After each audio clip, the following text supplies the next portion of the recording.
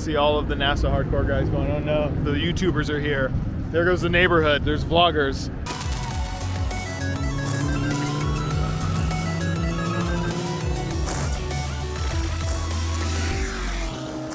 She should be on grid. So that was the time trial grid call, but none of us are going out because I don't know if you can see behind me, it's still very wet. It rained this morning for about 3 or 4 hours. So we're playing it safe. We don't want to take the car out in the wet track at this particular track. Most of the other courses that I go to, more than comfortable going out in the rain. And it's actually quite fun. Here you have a very high-speed oval that if something were to go wrong, high-speed understeer, you'd go right into it. So we're gonna play it safe and just stay in for the first session, miss the first session, which kind of sucks, but hey, it's the weather. We can't do anything about it. This was a lot of work to get the car here and get it ready and class in TT2. We had to add ballast, we had to get it dynoed, we had to get the safety and everything inspected, but we're here, we're ready, and we're hopefully going to shoot for the overall TT2 record in that Torco ACR. Now that record's a 42.6. Good news is I've actually already done a 142.6 here, but it was in my C7 Corvette, which makes less power than this, has less efficient aero. Well, maybe not less efficient, but has less developed aero because this is developed by Dodge. And in that high-speed oval, it makes a big difference. Also, it's got a freaking V10. So I think we'll be able to best that. We are on Toyo RR tires, which is a great tire. For the first time, we have the same tire front and rear on this car for me to drive, which is always a good thing.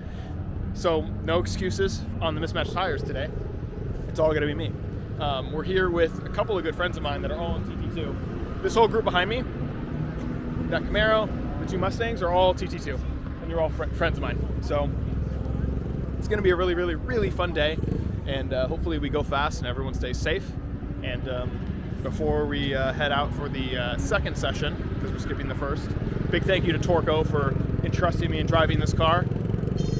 I could not be here without the support of Torco, Rockstar Garage, the DT Tune Derek, who did the dyno, everything so quickly, my friend Chris at Primer 3D, who was able to print these amazing stickers the day before. Look at this thing, it looks amazing.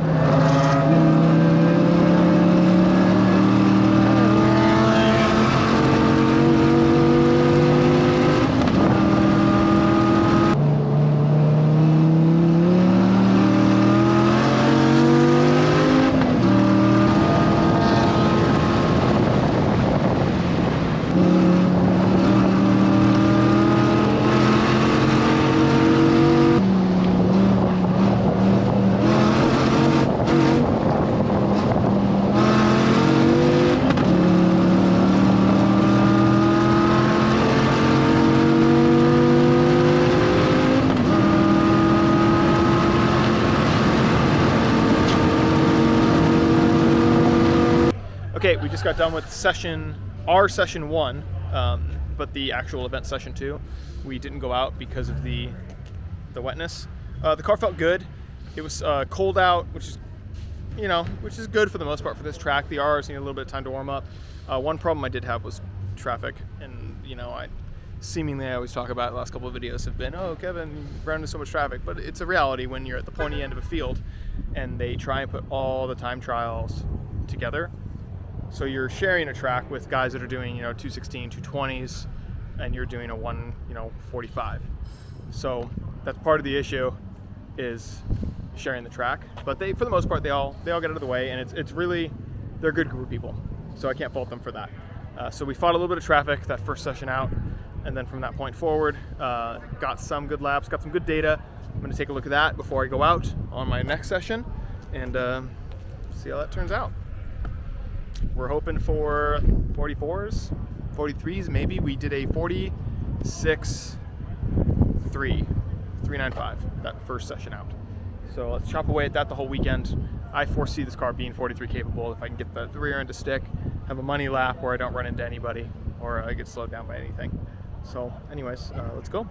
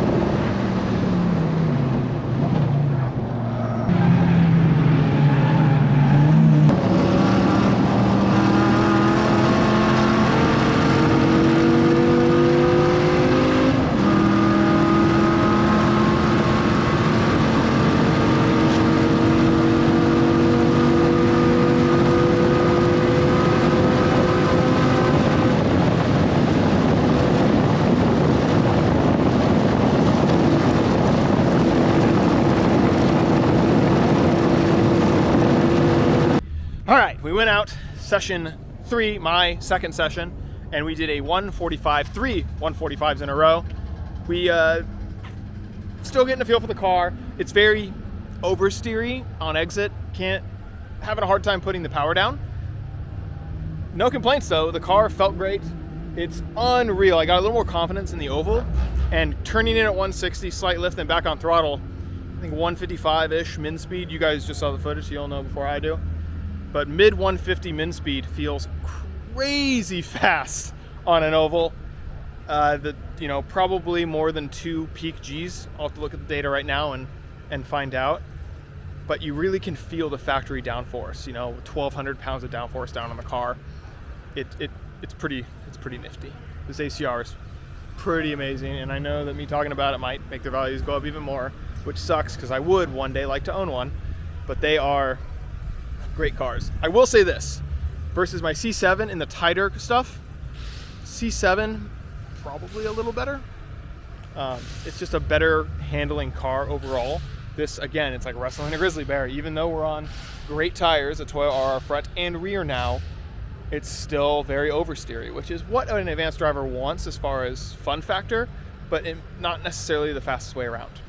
Another problem I'm seeing with this car versus my Corvette is the gearing's so high that I'm lugging out of almost every corner in second gear, and obviously I'm not going to grab first. So the C7 kind of ricochets out of the corner, this lugs out of the corners. But yeah, so we got one more session so far. We have me leading the pack with a 145.5, I think, or 145.6, and then we have Frank Pacheco behind me. Oh, wait, he's right there in the Camaro. And then we have Alessandro in third, and our good friend Patrick in fourth. So all of our little TT2 crew are finding each other, which is great fun. Alessandro now is going to put on Hoosiers. He was on AO52s. He's putting on brand new A7s to try and beat that Viper. So I'm not gonna lie, I'm pretty nervous because a Hoosier tire is a pretty big advantage over these long straights, not only because of the grip, but the lightness. I bet he'll gain 5 to 6 miles an hour on that front straight just off of tire alone. So I got to go out and I have to go faster because I predict that he's gonna do a 45 this next session out. So we'll see, keep everyone posted. Let's do this.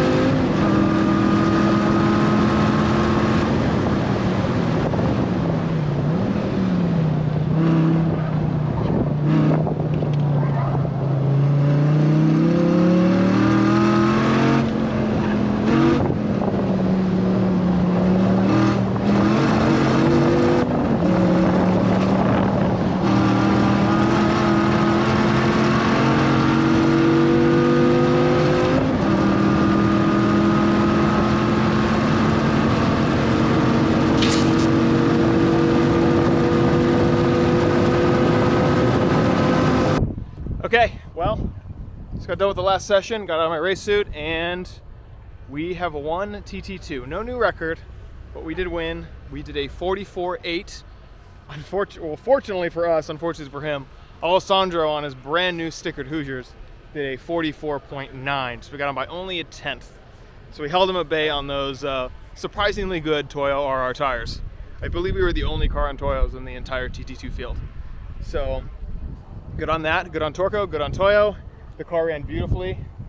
Didn't burn a drop of oil, which for me is kind of weird, but Torco's good stuff. The big thank you to them. Of course, none of this would happen, none of you guys would be watching this awesome footage in this amazing car if it wasn't for Torco. So give him a like, give him a follow, go check him out on Instagram, Facebook. Try them out for your next oil change. They make a shockingly good oil, because tomorrow there's yet another competition, and it'll be even harder to keep Alessandro at bay, because now he's on Hoosiers, got a taste for that, and he knows the track a little bit more. So we'll see what happens. Really loving those tires, huh? Oh man, look how sticky. I do. Look at that, man. How about your 9-liter engine? Do you like your 9-liter engine? 8.4. 8.4 liter. Oh my God, what's that? Is that a paddle? It's an automatic? Yeah, because I can't, Italian don't manual shift, so I need a... Ah, that's where the, look at him. It's like, in all seriousness, it's pretty neat to see these two cars be so close in lap times, because they couldn't be more different. You have an automatic transmission in a newer car on Hoosier A7s with a lot of do-it-yourself aero and a pretty gutted interior, not all the way gutted. And then you have a factory-built race car by Dodge with really nothing done to it whatsoever, and they come pretty close. So yeah, pretty nifty. Got the manual, the peak of manual transmissions, and the beginning of the peak of automatic transmissions, where they're just starting to get good enough to where you can use them on a track and do pretty well. The interesting thing about both these cars, his max speed into turn one was 158 versus mine 161, I believe, on my hot lap. So only 3 miles an hour difference, and that car is heavier and makes 100 less wheel horsepower-ish than that car. So there's something to be said about the newfound automatics, but I'm old school. I prefer the 8.4 liter V10 with the manual transmission. Call me crazy. Call me crazy.